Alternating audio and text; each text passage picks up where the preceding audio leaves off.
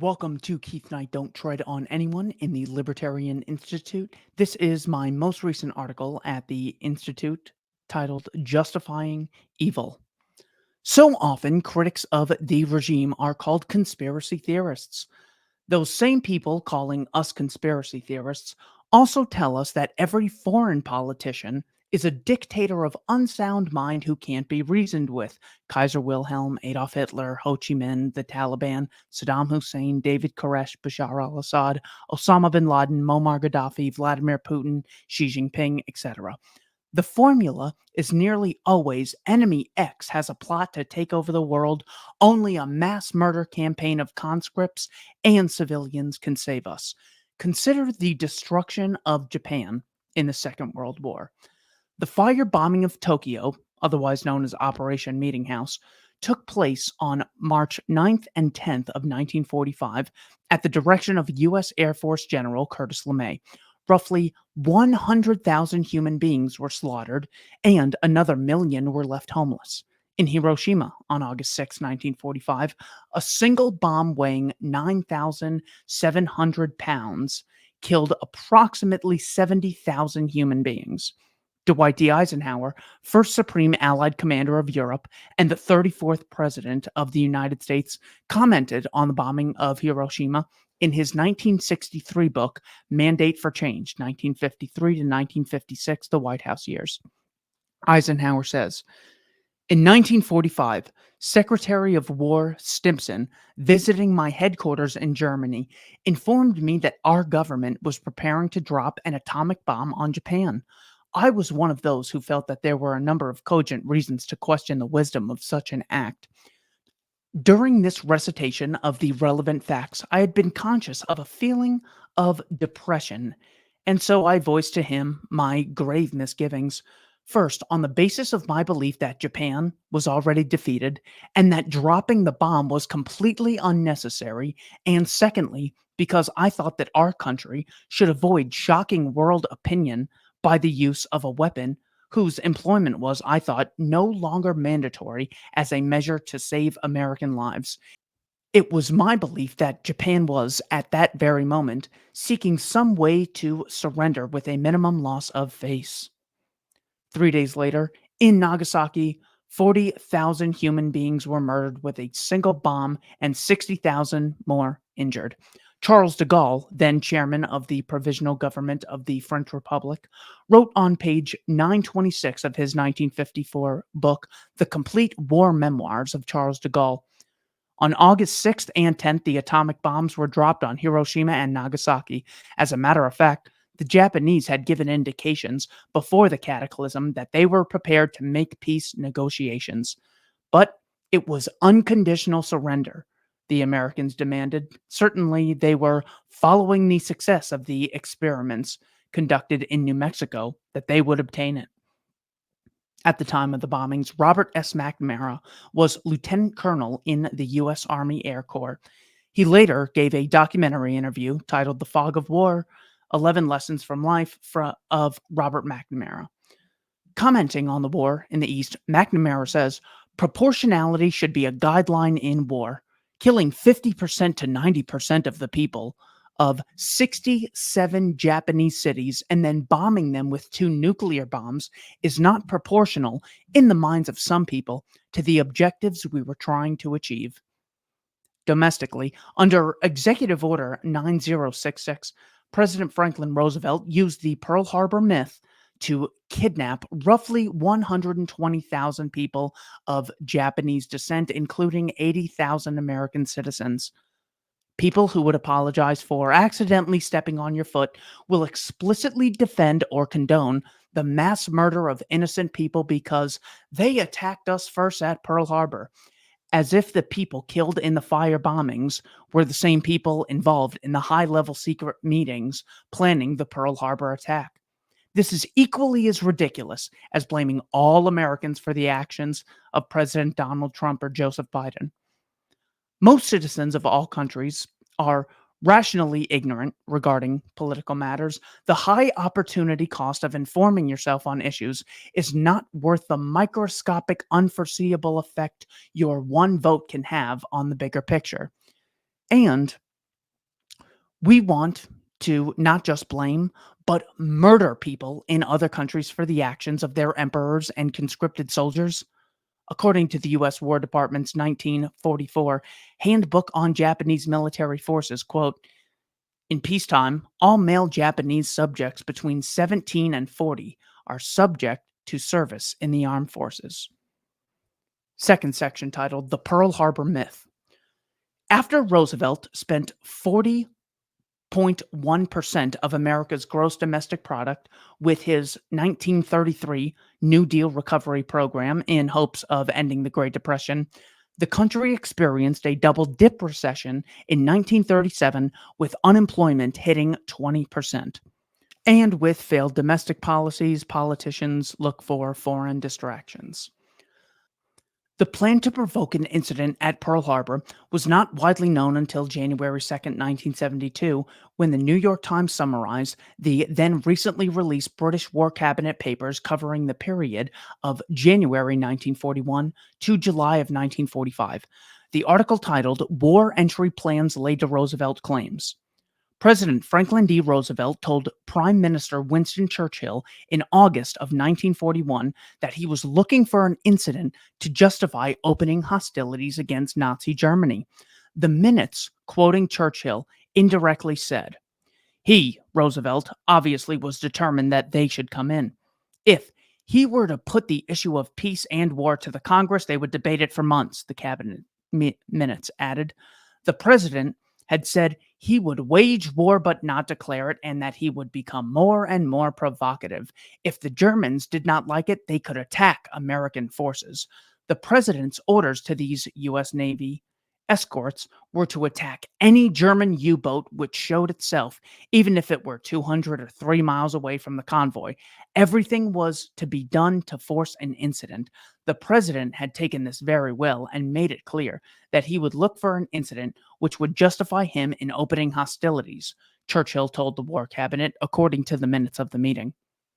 Former Secretary of State Henry Kissinger explained Roosevelt's strategy of provocation toward Germany and Japan in his 1994 book titled Diplomacy. In September of 1941, the United States crossed the line into belligerency. Roosevelt's order that the position of the German submarines be reported to British Navy had made it inevitable that sooner or later some clash would occur. On September 4th, 1941, the American destroyer Greer was torpedoed while signaling the location of a German submarine to British airplanes. On September 11th, without describing the circumstances, Roosevelt denounced German piracy, comparing German submarines to a rattlesnake coiled to a strike. He ordered the United States Navy to sink on sight any German or Italian submarines discovered in the previously established American defense area, extending all the way to Iceland. To all practical purposes, America was at war on the sea with the Axis powers. Roosevelt instructed the American negotiators to demand that Japan relinquish all of its conquests, including Manchuria, by invoking America's previous refusal to recognize these acts. Roosevelt must have known that there was no possibility that Japan would accept.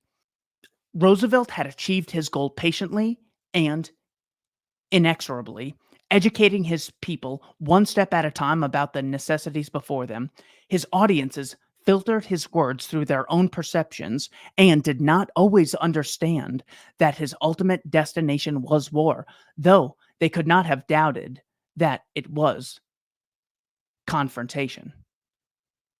At the time, Henry Louis Stimson was the U.S. Secretary of War, and in the 1946 investigation of the Pearl Harbor attack, Stimson's diary is brought into evidence. On page 177, the report cites a diary entry from November 25th, 1941, almost 2 weeks before the Japanese attack at Pearl Harbor. Stimson wrote, General Marshall and I went to the White House, where we were until nearly 1:30.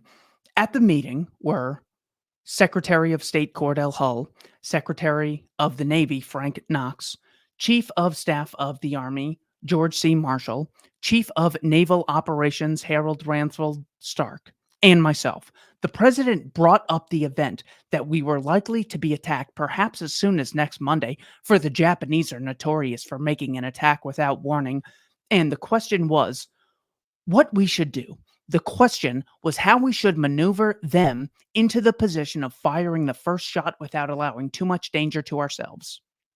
Stimson later published sections of his personal diary in his 1948 book, co written with his brother Bundy, titled On Active Service in Peace and War.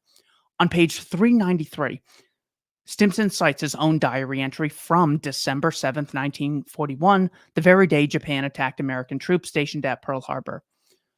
When the news first came that Japan had attacked us, my first feeling was of relief that the indecision was over and that a crisis had come in a way which would unite all our people. This continued to be my dominant feeling in spite of the news of catastrophes which quickly developed, for I feel that this country united has practically nothing to fear, while the apathy and division stirred up by unpatriotic men have been hitherto very discouraging.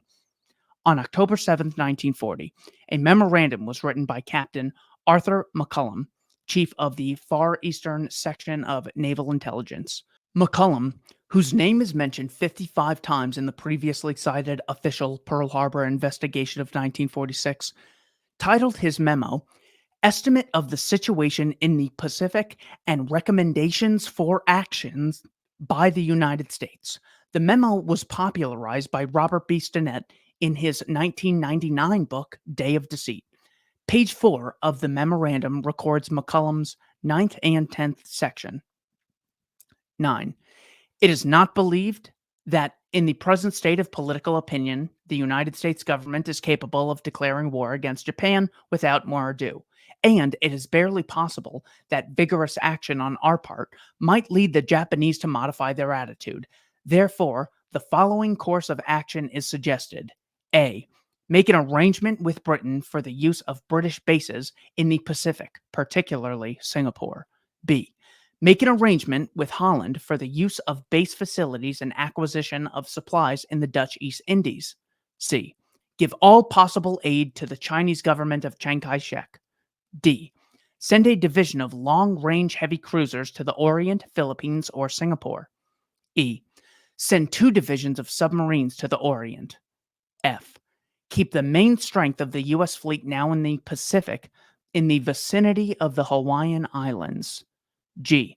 Insist that the Dutch refuse to grant Japanese demands for undue economic concessions, particularly oil. H. Completely embargo all U.S. trade with Japan in collaboration with a similar embargo imposed by the British Empire. Section 10. If by these means Japan could be led to commit an overt act of war, so much the better. At all events, we must be fully prepared to accept the threat of war. Why do the ramblings of one single soldier matter?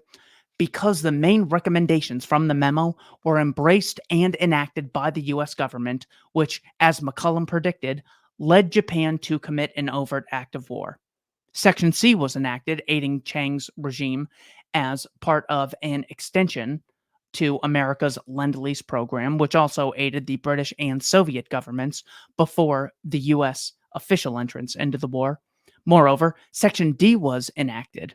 A restricted document from November 15th, 1941 had the subject, General Marshall's Conference Today, titled Number 2-602, Robert L. Sherrod Memorandum for David W. Hulberd.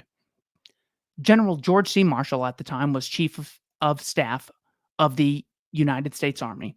The document summarizes a meeting at the War Department in a secret conference with General Marshall. The memo from the George C. Marshall Foundation reads, "The U.S. is on the brink of war with the Japanese," said the general. "Our position is highly favorable in this respect. We have access to a leak in all the information that they are receiving concerning our military preparations, especially in the Philippines. In other words, we know what they know about us, and they don't know that we know it. Under a great secrecy, the U.S. is building up its strength in the Philippines to a level far higher than the Japanese imagine. General MacArthur is unloading ships at night, is building airfields, in the carefully guarded interior is allowing no one within miles of military reservations. Most important point to remember is this: we are preparing for an offensive war against Japan, whereas the Japs believe we are preparing only to defend the Philippines. We are piling a large portion of our new material into the Philippines, several shiploads of it a week. If war with the Japanese does come, we'll fight mercilessly. Flying fortresses will be dispatched immediately to set the paper cities of Japan on fire. There won't be any hesitation about bombing civilians. It will be all out. Section F was maintained when a clear alternative was possible, which was withdraw U.S. troops from the area, since Hawaii was not even an American state at the time and would not be so until 1959. Most significantly, Section H of McCullum's memo advocating an embargo, the forcible restriction of trade with Japan, was enacted August 1st, 1941. This came on the heels of the freezing of Japanese assets, which occurred July 26th, 1941. None of this was inevitable. It could have easily been the case that the US government saw the brutality of the Japanese regime in China and feared provocation, or wanted a strong Japan to later fight the Soviets or contain Chinese expansion in Asia. With the Japanese having occupied Vietnam in September of 1940 and having maintained Korea as a colony since 1910, the newfound United States empire inherited conflicts of the previous Japanese empire. Of course, those with fashionable opinions constantly will say the US had Truman's containment policy and was just trying to contain communism when they killed millions of Koreans and millions of Vietnamese.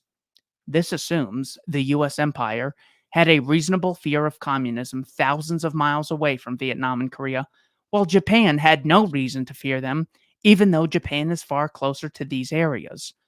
Unlike market actors, governments have unique qualities which incentivize warfare in ways that would be unprofitable in the voluntary sector.